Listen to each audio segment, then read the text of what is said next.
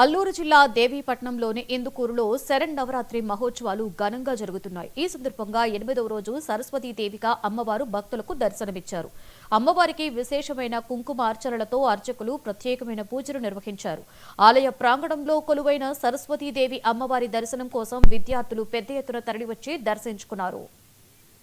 అమ్మవారు కనకదుర్గ అమ్మవారు సరస్వతి అవతార రూపం దాల్చారు.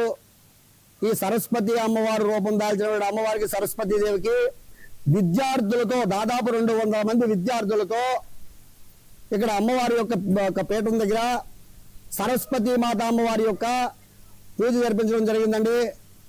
అలాగే ప్రతి ఒక్కరికి కూడా ఇక్కడ పుస్తకాలు పెన్నులు కూడా ఇవ్వడం జరిగింది.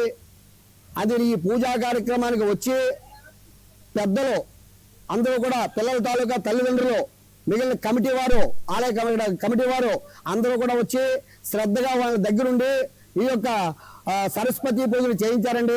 ఏ లోటు కూడా లేకుండా ఆ యొక్క కనకదుర్గ అమ్మవారు మొత్తం ఈ యొక్క విద్యార్థుల్ని అందరినీ కూడా ఆయురారోగ్య ఐశ్వర్య సత్కీర్తులతోటి కూడా కలగజేయాలని సకల విజ్ఞానాన్ని కూడా కలగజేయాలని చెప్పి కోరుకుంటున్నామండి.